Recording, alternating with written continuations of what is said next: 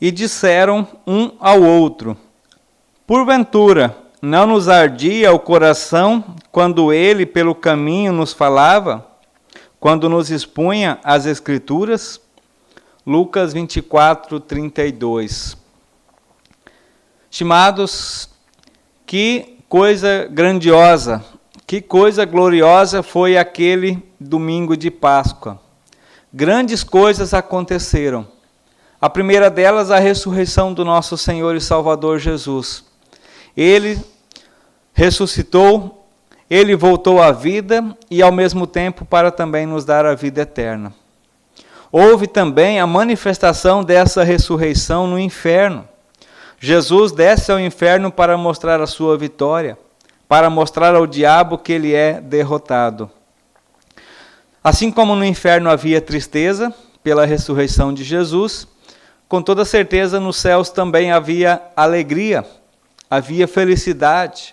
Os céus, os anjos celestiais estavam em festa pela ressurreição.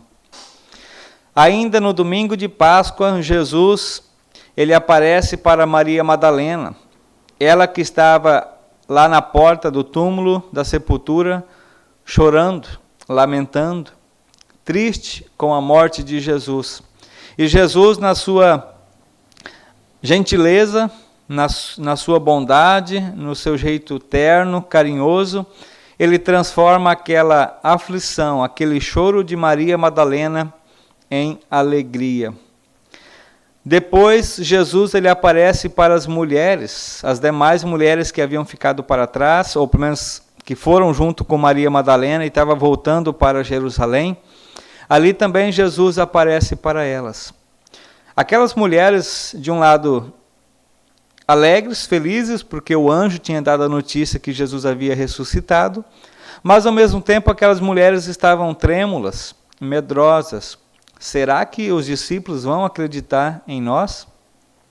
E ali Jesus também aparece para aquelas mulheres, remove, tira o medo que elas estavam, e Jesus aumenta ainda mais a alegria da ressurreição para com aquelas mulheres. E ao aproximar-se a noite daquele dia, daquele domingo de Páscoa, 2 discípulos que estavam indo para uma aldeia chamada Emaús, também tiveram uma experiência que provavelmente nunca mais esqueceria até o resto de suas vidas.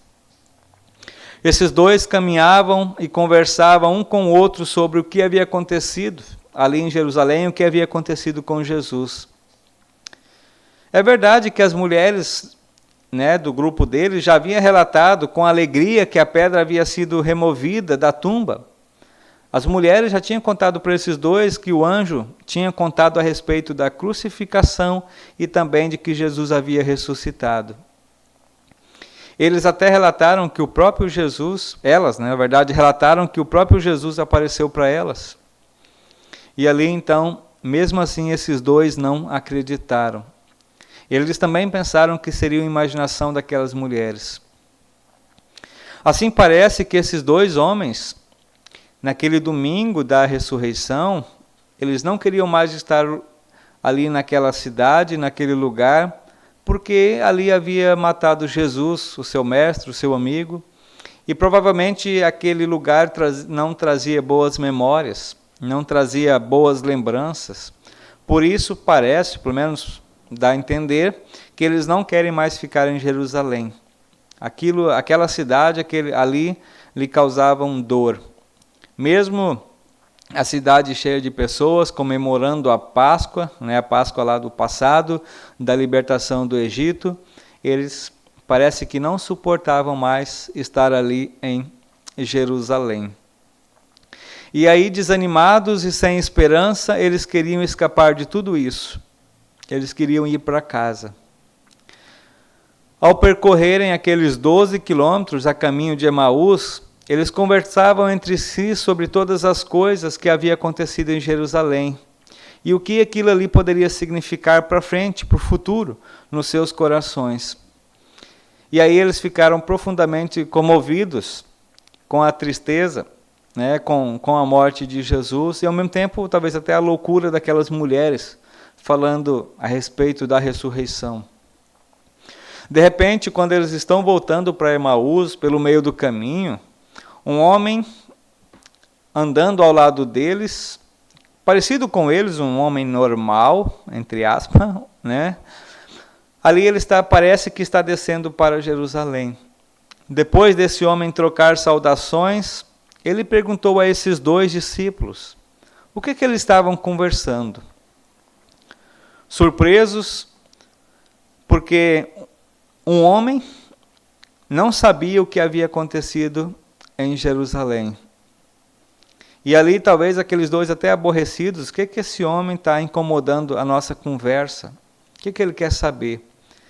E aí, um dos discípulos, né, chamado Cleófas, ele pergunta para esse homem: você é o único estranho aqui que não sabe o que aconteceu em Jerusalém nesses últimos dias? E esse homem estranho lhe pergunta: o que foi que aconteceu? Jesus de Nazaré, um profeta de Deus, um cara que tinha poder da palavra de Deus, os principais sacerdotes o entregaram à morte, o crucificaram. E nós esperávamos que esse homem, que Jesus, fosse libertar Israel. E agora, hoje é o 3º dia que ele foi morto. Além disso, as mulheres, nossas amigas, estão dizendo que ele ressuscitou. Elas estão loucas. De repente, durante a narração de Cleófas, Jesus ali, né, o homem estranho, fica em silêncio. E quando Cleófas termina de dizer o seu relato, Jesus lhe diz: ó tolos e tardios de coração para crer em tudo que os profetas disseram. Não era necessário que o Cristo sofresse todas essas coisas e entrasse na sua glória? Vocês não conhecem o Antigo Testamento, as promessas? E tudo isso tinha que acontecer. E aí Jesus então discorre, né, falando todas as promessas ali citadas, não todas, né, mas as grandes promessas citadas no Antigo Testamento. E aí diz o texto bíblico que o sol já estava alto, o sol já estava se pondo, já estava terminando o dia.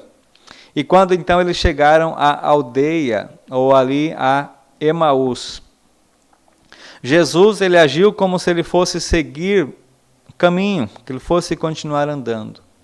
E então aqueles 2 discípulos, profundamente comovidos, eles ofereceram janta e eles ofereceram a sua casa para que assim esse homem desconhecido, Jesus, ficasse ali. E aí temos que lembrar que naquela época ninguém viajava de noite. E assim por isso então ofereceram a casa a Jesus. O jantar foi preparado e servido. Eles estavam sentados à mesa e, para surpresa, Jesus pegou o pão em suas mãos, fez uma oração e entregou aqueles 2 discípulos. Na verdade, Jesus ele agiu como se ele fosse o dono da casa, como se ele fosse o anfitrião, e os 2 discípulos, na verdade, é que fossem visitantes. E aí foi então quando eles abriram os olhos e reconheceram que aquele desconhecido era o Salvador Jesus. E aí então Jesus, em dado momento, ele se some da vista deles. Jesus desaparece. E aí então eles conversam entre si. Não nos ardia o coração quando Jesus explicava as Escrituras Sagradas? E ali então eles reconheceram que Jesus estava vivo, que Jesus estava ressuscitado. Estimados, nós devemos colocar o nosso coração na alegria da ressurreição. Jesus, de fato, ressuscitou para nos dar uma vida de alegria, de vida em abundância, de vida eterna. Mas para cuidar do nosso coração e para procurarmos não cair, vamos dizer, no mesmo erro daqueles dois, precisamos sempre ler as Escrituras Sagradas. Nós sempre precisamos pedir que o Espírito Santo nos dê entendimento, sabedoria, para que possamos ver, conhecer, confiar nas promessas de Deus e também quando elas se realizam, quando elas se concretizam. Os discípulos ali não estavam conseguindo enxergar a ressurreição como a concretização da promessa lá do Antigo Testamento. Por isso, permitamos que o Espírito Santo, por meio da palavra de Deus, possa arder os nossos corações, possa, no bom sentido, queimar os nossos corações com a fé, com o conhecimento da palavra, com o amor de Jesus, com a graça e com a misericórdia dele. E que Jesus possa arder os nossos corações com a sua vitória até o dia da nossa morte, para que assim, quando nós morrermos, possamos continuar amando Ele também para todo sempre na vida eterna. Em nome dele que nós terminamos e encerramos essa oração, essa devoção com uma oração. Querido Jesus, muito obrigado pelas tuas incontáveis bênçãos e pelas tuas incontestáveis manifestação da tua ressurreição. Continue também manifestando essa tua ressurreição em nossos corações. Ajuda os nossos corações para que ele possa arder em amor a ti, em entendimento e sabedoria da tua santa palavra. Cuide os nossos corações para que eles sejam sempre firmados na alegria da vida eterna. No teu amor, entrego a ti a minha oração. Amém.